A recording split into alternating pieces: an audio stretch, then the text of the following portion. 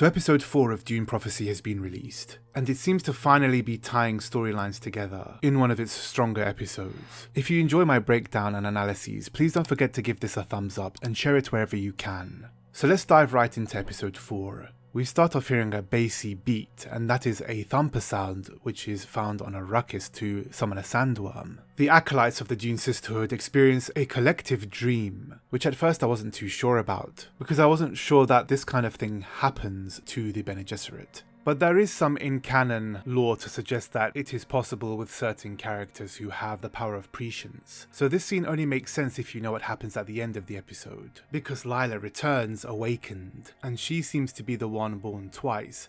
Once in blood, once in spice. At least that's what Tula believes, but Valia believes it's Desmond Hart, so this could be the beginning of a conflict between the two sisters. But the point is that Lila seems to be the key to the reckoning, and that if she has prescience, she may be able to affect everyone around her, such as the acolytes who have been dreaming. And Tula herself has a dream, before we see that Lila has exited her chamber of spies. And in that dream, she's threatened that her secrets will be revealed, and Lila will probably be the cause of that, because as I theorized before, I think she'll have some kind of abomination and be possessed. And she'll likely be possessed by Sister Dorothea, and the acolytes are exhibiting orthodox behavior by returning to religious texts while remembering Sister Dorothea. So a cult following from the Sisterhood acolytes is primed and ready for the taking, for Lila possessed by Dorothea. So it'll be interesting to see what they do with that. And worryingly, we keep seeing Tula and Valia hearing voices of other memory. And this could be something that Lila also takes advantage of. Perhaps there's even a danger of Tula and Valia falling to abomination. And the acolytes' dreams mirror what's happened to Sister Dorothea, so this must be linked to her and Lila. I found there were some humorous moments in this episode, particularly between Harrow and Valia Harkonnen. He kind of stole the show for me. Very well played. Kind of like a man way over his head being counselled by Valia Harkonnen. It was pretty well done. Valia with Yevgeny Harkonnen as well. Really funny. Well, in the beginning. Things obviously take a turn for the worse. And it was nice to see the correct pronunciation of Yevgeny. I wish they'd take the same kind of care with all terms and languages. So for whatever reason, Valia has been keeping House Harkonnen without the benefit of a truthsayer, maybe out of spite, but now she offers her services as a truthsayer, probably because it benefits Valia and the Sisterhood. So she's essentially empowering her house, something she didn't want to do, in order to regain favour with the Emperor and remain a strong force in the Imperium, and she'll use Harrow Harkonnen to do this. Of course, again, the fantastic Mark Addy really delivering on the drama and grounding the scenario in believability. There's tensions at the dinner table with Inez finding out that Pruitt was murdered by Desmond Hart. We get a meeting of all of the great houses in the Landsraad. We hear some houses I've never heard before, House Gbong Bala, House Yao Ferks. We get a scene where Desmond Hart is reading over what appears to be a religious text, and he quotes, "What you seek is seeking you." What's interesting about this is that it's poetry from Rumi, the famous Persian poet. I'm not sure why it's in the scene. As far as I know, this quote isn't in any of the 6 Dune books by Frank Herbert. It may be in the novels by Brian Herbert and Kevin J. Anderson. But I guess Desmond Hart doesn't like Rumi poetry because he proceeds to tear the page out of the book and burn it. He's definitely not a fan.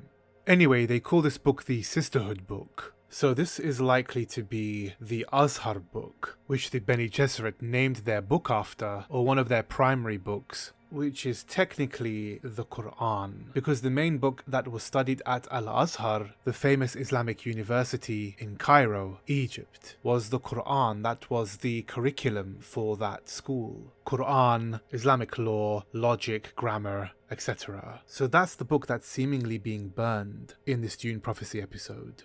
Of course, the Azhar book of the Bene Gesserit has a lot of Islamic quotes, Quranic quotes, but it could also contain things like Rumi's poetry as well.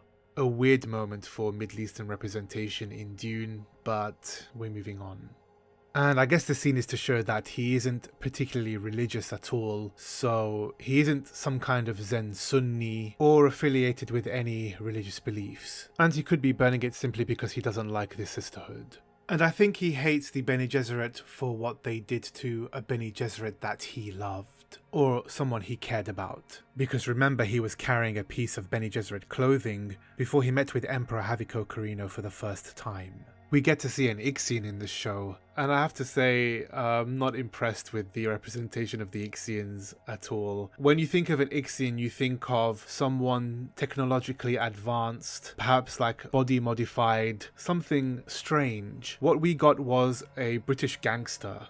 I mean, we got Goldie. I was expecting someone more creepy. And don't forget, this is the first representation of an Ixian ever anywhere. There hasn't been an actual Ixian in any of the Dune movies or even in the Dune and Children of Dune miniseries, so I would have preferred something a little more prominent. I wasn't expecting a grand entrance of a villain, but something that adequately represented the Ixians. Okay, he has the technology, but they just seem like regular humans, and I was kind of hoping for something a little more strange. Not lock, stock and two smoking barrels. You've got more pressing priorities at hand. But the character Dory serves his purpose to deliver the Ixian technology which the rebels will use against the Imperium in their assassination attempt.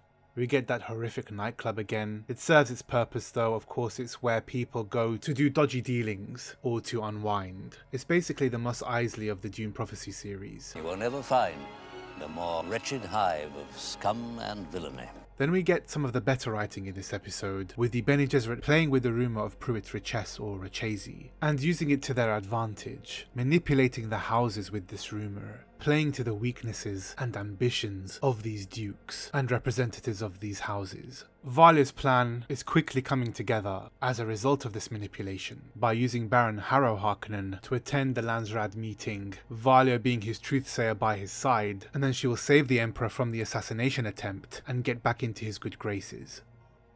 There's a divination type scene where the sisters take a dose of spice. I wish that was more prominently shown in a kind of pill form or some kind of vessel where they take some of the spice from, something like that. It was very quick. Of all the drug taking in this show, that should have been something that was focused on a lot more than the other drug taking scenes, because it's more relevant to the story. And the sisters end up all drawing the same thing. The sandworm mouth and the eyes out of darkness, with the sound that keeps on sounding Ixian, and these eyes, these glowing blue eyes. It has the same blue glow as the Ixian technology, so it must be linked. I think it's geared more towards something technological, or Ixian made. Whatever it is, they call it the Reckoning. And this seems to be the same reckoning we heard from the prophecy. And Tula later says that if what killed Kasha is rooted in fear, then fear is the last thing we should be spreading. And this scene gives me the sense that the Sisterhood haven't yet created the litany of fear is the mind killer. But I think it's something we're going to hear later on, and we're going to see the creation of that litany. Haviko's kids essentially plot against him, Inez because of a sense of guilt and dislike of Desmond Hart, and Constantine in support of his sister. At the High Council, Haviko Carino is announced, and I wish they'd have announced him a bit more prominently, louder, to show a bit more regality. Valier's plan is going smoothly as she awaits to thwart the assassination attempt on Haviko's life, until Inez interferes. Because she appears before the council, Kieran Atreides stops the assassination attempt. Desmond Hart gets to display his power before everybody, admitting that he was the one who took the life of the boy Pruitt. And he manages to find the conspirators with the help of Empress Natalia, and he shows the crowd the Ixian technology he has confiscated. This device was supposed to make a big boom, so I don't think stepping on it was the best idea, but that's what they did. Haviko gives the order for Desmond Hart to execute these conspirators, and again he uses his powers to take them out. We get this strange thing with his eye again. At first I thought it could be an obvious addition to his makeup for part of his character to show a slit in the iris, but now it seems that it could possibly be an Ixian eye or some kind of technological eye. But it still could be true that he's some kind of Tleilaxu creation. A roller born of one of their axolotl tanks. As brilliant as Travis Fimmel is in anything he does, I'm slightly beginning to lose interest in the mystery of his character. We need answers now, and I hope they will be delivered at least in the final episode, instead of trying to drag the mystery over several seasons. But whatever his powers are, it takes a toll on him and does him some harm, so his powers have limitations. And Valier is able to get a sample of his blood, so they'll try and trace his lineage through the breeding program to find out who he really is, but I think I'd prefer those results to be inconclusive. Only because I think it'll be more interesting that he doesn't have any particular lineage that they're aware of that would give him these types of powers. A pure fluke, an anomaly. And this would perhaps be their first introduction to an anomaly, which would later explain people like Paul Atreides. And it's worth noting that Lila has the blue within blue eyes as a result of the spice, but that she also has this orange in her eyes. So this is perhaps what was revealed in the opening credits. Yevgeny Harkonnen finally pushes Valia too far in a dramatic final scene between the two, where she allows him to die, withholding his medication. And then we see her brother appear. Is she asleep? Is it a dream? No, it's the acolyte she went with. In a strange reveal, it shows that her ability is that she can shapeshift. She's a face dancer, something she doesn't like to disclose, or a power she doesn't like to use. So this is our first introduction to the Tleilaxu group in this show, and they are the ones who have the axolotl tanks and can recreate people with retrieved DNA, which is also what Desmond Hart can be a part of. Why is a face dancer needed exactly? How will Sister Theodosia's ability be utilized? Perhaps that will be revealed in the next episode, so we'll have to wait and see.